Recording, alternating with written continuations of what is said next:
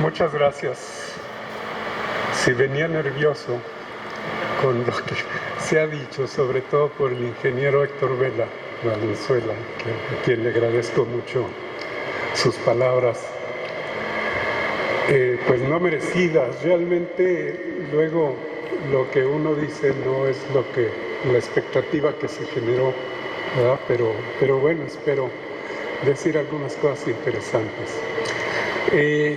Muchas gracias, mi estimado maestro Francisco Pérez Mesa, por esta distinción. Realmente sí considero una distinción el estar aquí hoy en la celebración de los 200 años de la conformación del Estado Libre y Soberano de Durango.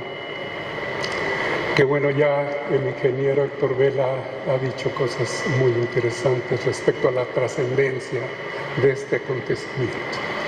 Yo recordaría en primera instancia, había pensado en esta conferencia en 3 tiempos, pero no voy a abundar en el primero, el relativo a la guerra de independencia o al proceso de independencia, que podría decir muchas cosas, ¿no?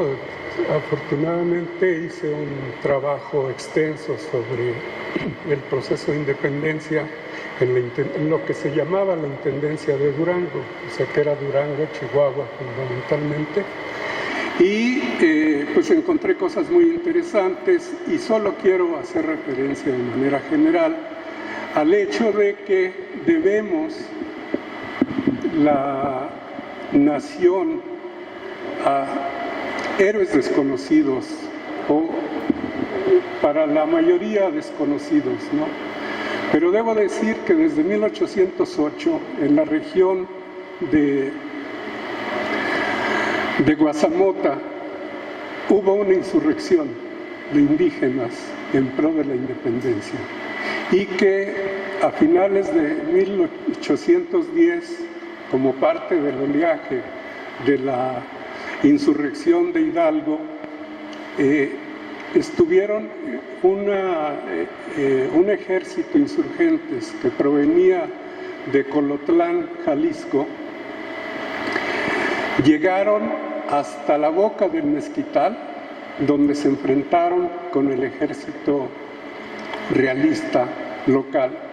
Fueron derrotados, pero este acontecimiento es poco conocido y quería destacarlo, ¿no? Habrá después de este año una serie de acciones en pro de la independencia en distintos puntos del Estado. Sobre todo destacaría la participación de Telésforo Alvarado, que era un cura en Pueblo Nuevo, que acompañó a José González Hermosillo, de quien la ciudad de Hermosillo lleva su nombre. Lo acompañó en la toma de El Rosario, del Mineral. Era la población más importante de todo el noroeste en ese momento. Entonces ese es uno de los acontecimientos que quería mencionar. De ahí en adelante ocurren algunas cosas aisladas, esporádicas, pero relevantes. Por último, en ese aspecto, en este mismo lugar estaba establecida en 1821 la Diputación Provincial, y la Diputación Provincial junto con el Ayuntamiento, hijos ambos de la Constitución de Cádiz de 1812, salieron al patio, lo que era jardín aquí, que era la calle Real, ¿sí? Y el jardín del seminario ya entonces, o ex colegio de la Compañía de Jesús, a proclamar la independencia. Y esa proclamación se hizo no solo para la Intendencia de Durango, sino para las provincias internas del norte.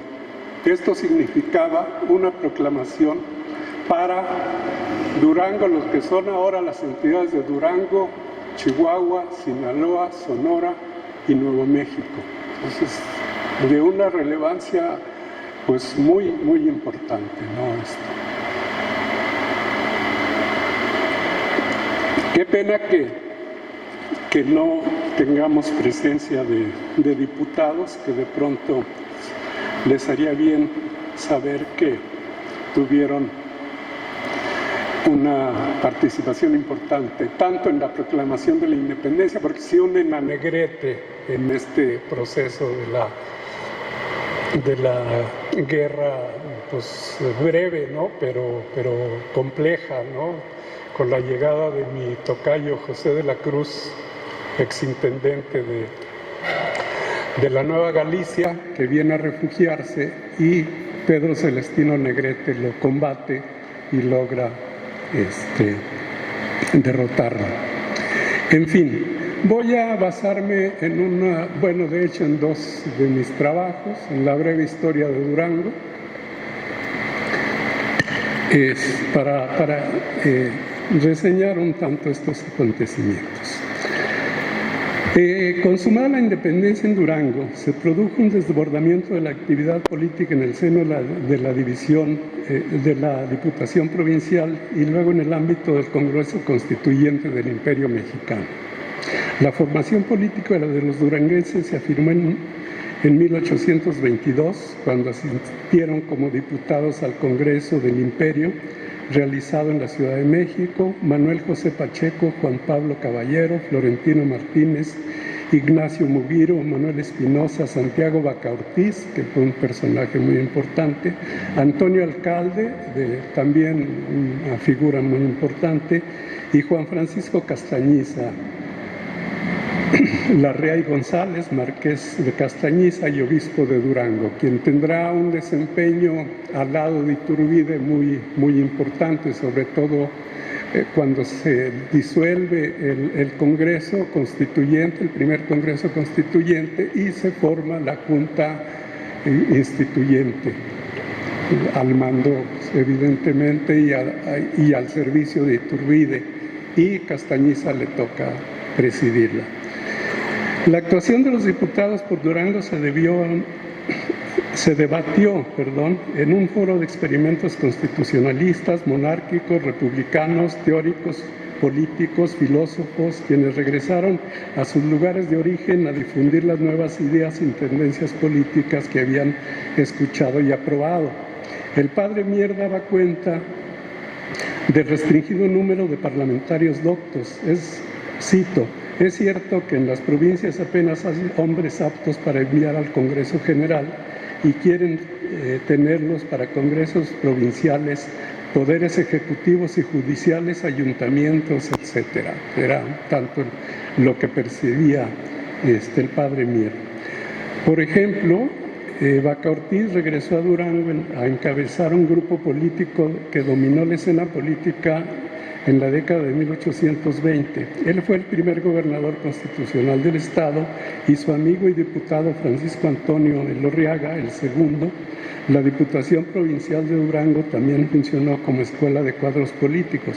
Algunos miembros del primer Congreso del Imperio, así como activos miembros de la Diputación Provincial, seguirían presentes en la vida política hasta mediados del siglo XIX, ocupando los cargos de gobernadores, diputados, senadores y funcionarios en los distintos bandos políticos.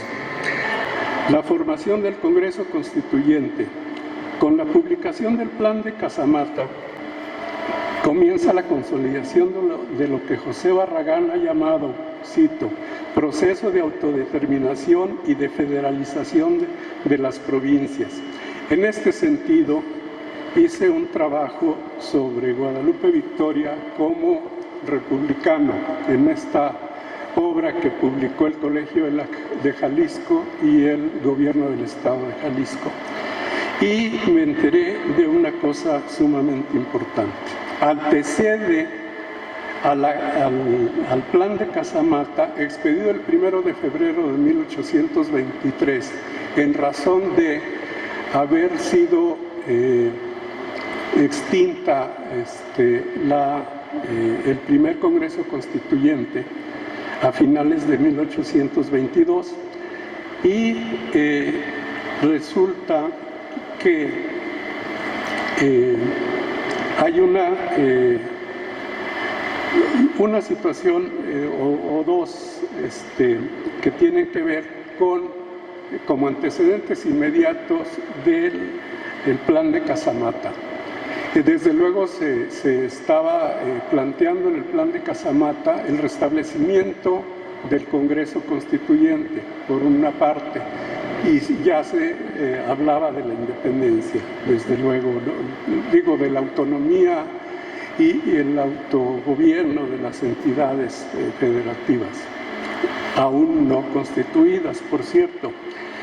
Es el caso, pues, de que hay un plan de Veracruz del 2 de diciembre de 1822, es decir, 3 meses antes, o 3 aproximadamente, en el cual ya se plantea la necesidad del restablecimiento del Congreso. Y esto lo suscriben Guadalupe Victoria y Antonio López de Santana. Antonio López de Santana había sido el perseguidor de Guadalupe Victoria en Veracruz, pero se había pasado ya al bando independentista, y en ese contexto es cuando ya están juntos, ¿no? Que por cierto hay un momento en el que Santana le cede el mando de las fuerzas independentistas a Guadalupe Victoria. Guadalupe Victoria no lo acepta y queda como segundo, aunque en primera instancia quien manda es Guadalupe Victoria. Hay una también, antecede un mes antes aproximadamente, una proclama de Guadalupe Victoria que reproduce su biógrafa más importante, Carmen Saucedo. Y bueno, no entro en detalle.